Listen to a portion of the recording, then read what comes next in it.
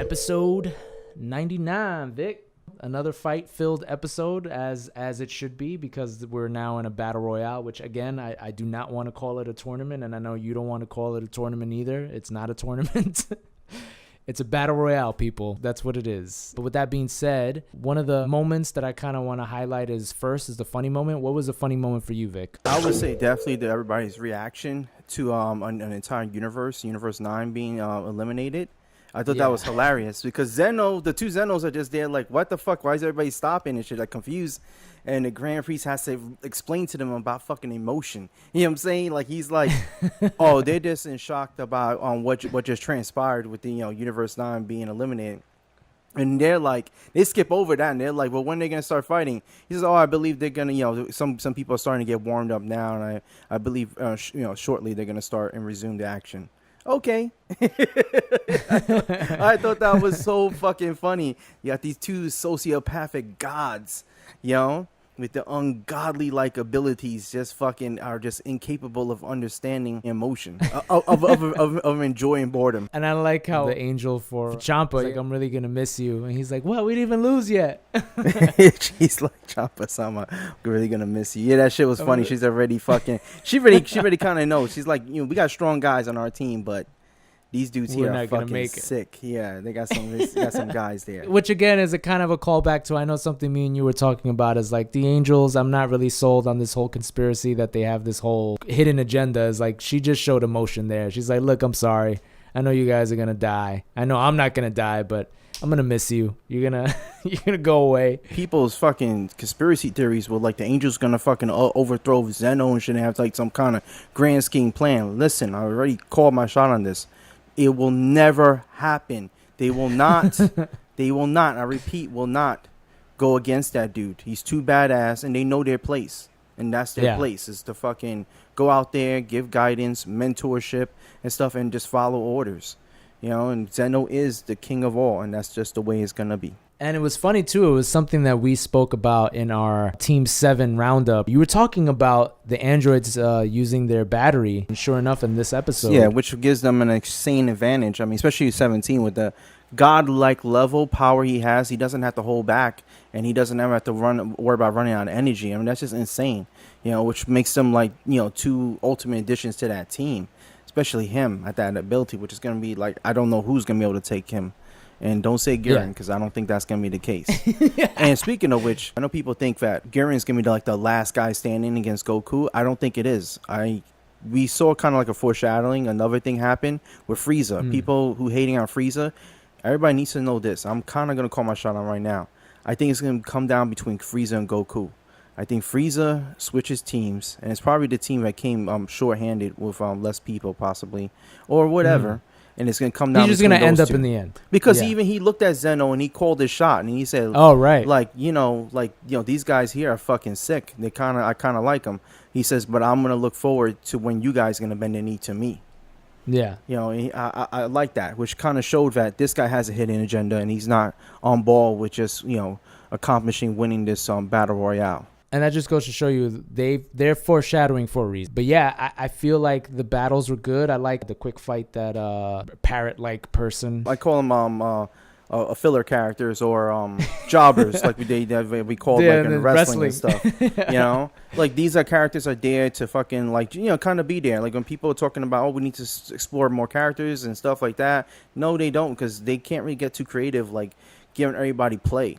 And, he's a strong character. Obviously, he's one of the top 10 strongest people in his universe. Krillin fought him. And I like that because that episode had like a lot of good team-up battles.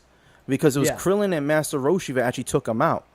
It was interesting because you see Krillin throw the Destructo disc. You see Master Roshi finish him off the Kamehameha. It was a good teamwork, I thought. And I like that. It was very interesting. That was a good moment. I really like that. Yeah, this is definitely, I want to kind of leave the Krillin stuff for last, but definitely this was a Krillin. I mean, the title's episode is Krillin, has Krillin's name on it. But yeah, I liked what he did there. What I want to pick your brain with, and this is while I was seeing this, I was like, I would definitely want to ask you this. So I don't know how to feel about Vegeta fighting the big ass teddy bear. I forget his name. Yeah. when he was fighting him and he's like, oh, I absorb power. I was like, yeah, yeah, Vegeta, don't you know that he absorbs hits? Like, why are you fighting him? He did it in an intelligent way, mind you. He was aware of that, and I think he even makes mention of that. It was like the equivalent of you throw the jab. Like, people think you just go for the knockout, you just throw your fucking hardest punch at somebody when you're gonna attack them. No, you don't. You gotta set it up. You gotta blind them with the jab and then follow it up with that too. And that's what he was doing. He was like letting him think he was attacking him like the way that Goku attacked him the first time. Then nope, I'm gonna tie your hands up. I'm gonna go ahead and throw your ass off of here. That's what his plan was. And then of course the robot. Yeah, the Mateta. I forgot what his name is. Magetta. I think is Magetta. Yeah. Magetta. They had another plan. And I know a lot of people probably think, why doesn't he just go God and stuff? Because mind you, when you're in this kind of tournament, you have to conserve power. Yeah. That's how he lost to Hit in the first place. He could have beaten Hit, and people need to understand that. He could have beaten Hit. Well, the thing that got him beat was the fact he wasn't able to conserve energy because he did go God against Kaba and stuff like that, and he was fighting these other characters. The thing I didn't like, I was liking up until this happened. I like the teamwork. We were talking kind of a little bit about Krillin and number 18. I love that teamwork they were having. She was getting the better of this one character. Next thing you know, he's playing possum. He almost knocks her out. What saves her ass is Krillin. I'm like, look, there you go. He not only did he take out a character prior to this, he saved another character from getting thrown out. You know what I'm saying? So he's showing his usefulness big time. And then on top of that, he helps her eliminate this guy. You know what I'm saying? And whatnot. So I thought that was so fucking great. I mean, look, it was great. You dropped another character and stuff, and you saved another character, and that's amazing. And then they follow it up with this really nice fucking fight. Like, I thought it was pretty epic and stuff. Like, Krillin going up against this guy who's pretty much his Achilles heel, And the blind bird. Yeah, the blind guy and stuff. And or Krillin, a wolf or whatever it is. Well, he was a wolf. Yeah. And Krillin just goes out there and he really just goes toe-to-toe with him, and he's thinking it's going to be like this. And then Krillin's like, don't worry, I got something up my sleeve for him because obviously his technique doesn't work. And boom, he fucking, he takes him out, a genius with way. His shoe. With his stinky shoe. Yeah, I mean, I thought that was really great. You know what I'm saying? And then they fucking killed it. Like, you know what I'm saying? Like, they had Frost take him out, which I don't mind Frost taking him out. I minded this early on. Like him, really? The first one get eliminated, not Master Roshi? Not Master Roshi. No, him, exactly. Right? Like, that was the plan.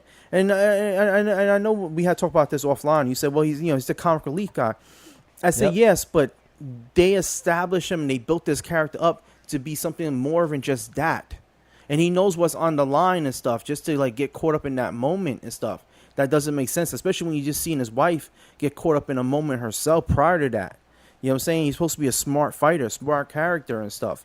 I really didn't like that. I felt like, he needs to get eliminated, no doubt. But not that early. And possibly by Frost.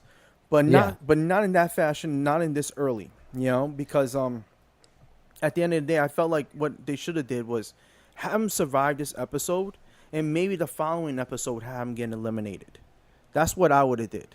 You know what I'm saying? Maybe. Yeah. And I tell you the truth, I still wouldn't have done him the first one. Because even with this one character, you saw him with not being affected by his solar technique. I actually would have saved that character for like another fight with Krillin later on. Like this episode here, I would have had him where he used that technique on somebody prior, and it worked. And then that character is maybe on the same team as the guy he fought, and he says, "Oh, what's the matter with you?" And, you know what I'm saying, I can't see you, but I can hear you. Like, what's going on? He's like, "Oh, this one character, the ball guy, he has a technique that would just blind the shit out of me by using it on somebody else." Oh, really? Mm-hmm. Okay. And that's when he comes in at him and stuff in the following episode. Boom, you have that. They have their fight, and then in the very next episode, then you could get him eliminated if that be the case. But I wouldn't have done it that early. I thought that was really fucked up and stuff. The more Master Roshi's gonna stay in, this thing is really gonna piss me off. I'm just gonna say that right now. You know what's funny is that, again, it's and this seems to be like a running gag with the writing of this series is that, again, we understand it's comedy mixed with action, but they tend to give those comedic characters like such a short end of the stick. Like, I get it, Krillin historically has always been the character that's like why me? You know, he's always the why me character. But like they establish him in this episode as not being that guy. That's the thing that kills me. That he's not that guy. They said he's not that guy anymore, and yet they make him that guy. And they already had their comedic moment. We said in the beginning episode, the whole thing with fucking Zeno was fucking hilarious, and the way Krillin beat the wolf guy, well, you know, was funny and fucking genius. So they didn't need any more of that stuff. They did it with Boo. With Boo was like, oh, he's a comedy guy. Look how built he is. Look, he's ready to go. Wah, wah. Now he's falling asleep. Same thing with Krillin. It's like, oh my God, he's overcome being that guy that always gets the short end of the stick. He saved his wife. He's about to now. Wah, wah. He's still got the short end of the stick. So I feel like, yeah, you're right. It's like those smaller moments where you kind of knew it was gonna come to Krillin. Now they're like kind of giving you a small plot twist where it's like, you think this character is gonna do this, but no, he's back to his old ways. He's really just the lovable, the guy that just always gets screwed over.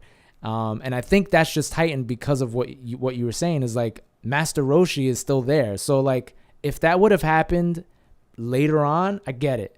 But to have that happen so early and still have Roshi there it was just like this was not necessary right now. Not on this episode. You should have just left it with Krillin. Finally got some type of comeuppance, and not the way it ended with this episode. You know, where it was just like he got knocked out by Frost. And again, I don't mind that he got knocked out by Frost, but it's just the timing of it. Yeah, timing wasn't good. And for me, that's really what was just like a big kind of like, damn, man, like this is such a good episode, and then you did that, and it's just like, come on, guys, don't do stuff like that. Like, yeah, if it makes you fearful for future episodes, like, okay, what's happened to Tien? What's gonna happen to Tien? What's gonna happen to 18? What's gonna happen to all these other characters? What's gonna happen to Gohan? I mean, at this point, it's just like, well, with Piccolo, Piccolo, yeah. This show shouldn't be like Game of Thrones. But other than that, I thought it was good. I thought the action was good. You know, the fighting's good. Yeah, it was a good episode overall. You know what I'm saying? I love this series. So yeah, that'll do it for us recapping episode 99. Let us know your thoughts. Are you upset that Krillin got eliminated early? What was another fight that you liked? Definitely leave a comment. Don't forget to like. Don't forget to subscribe. Follow us on Twitter. That's going to do it for us, and thanks for listening.